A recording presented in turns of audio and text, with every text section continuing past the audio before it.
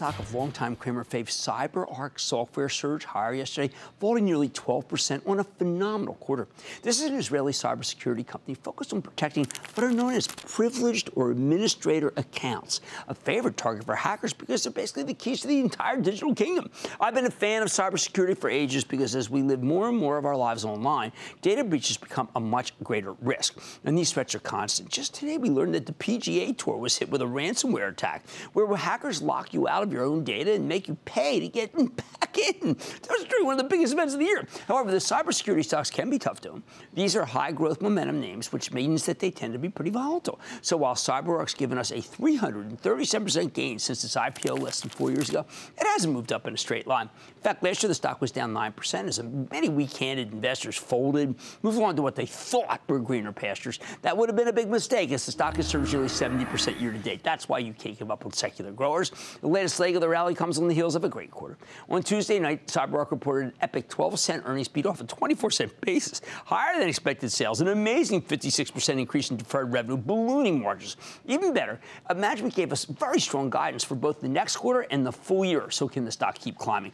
Let's take a closer look with Udi Mokady. He's the founder, chairman, and CEO of Cyberark Software. Learn more about the quarter and his company's prospects. Mr. Mokady, welcome back to Mad Money. Thank you. Good to see you, Udi. Have a seat. Thank you. Now, Udi, when you have a quarter like you've had, of which we've had very few, it almost means to me that there's some sort of seismic shift that happened within 3 months. How can a shift be that quickly? I think it's a combination of secular trends in our favor, but also execution.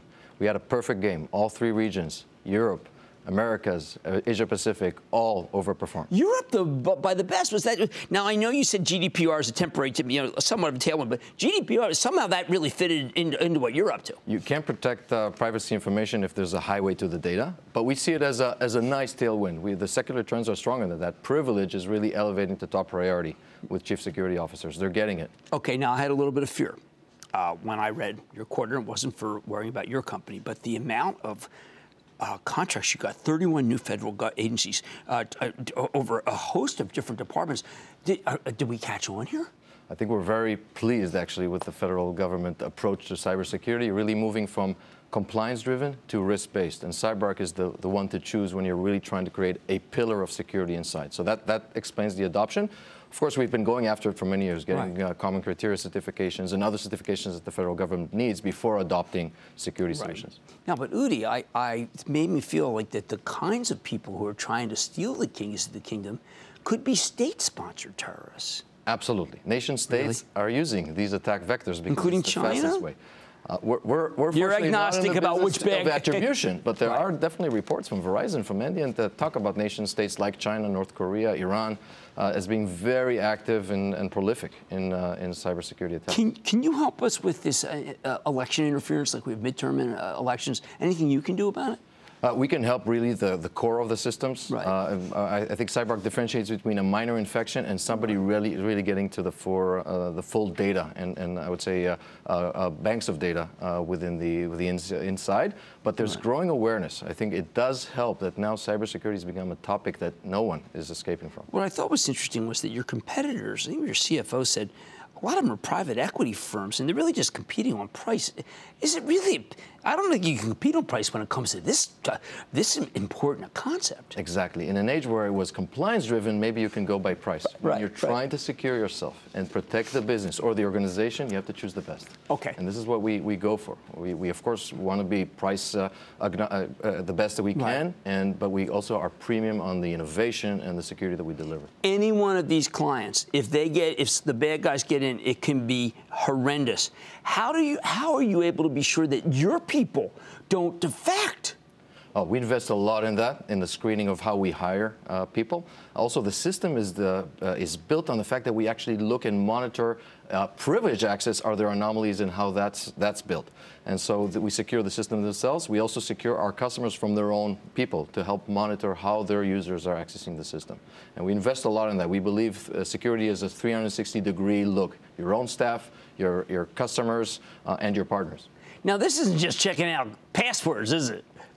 No, absolutely. We enable, actually, I think the beauty is securing the fundamentals of the business while enabling them to go digital and adopt digital transformation. So so we're really enabling CIOs to move forward with digital transformation. I know it wasn't this quarter that seemed that it was really important, but obviously you're going from on-premises, you're now going to start doing a cloud subscription, so to speak. How big can that be for you?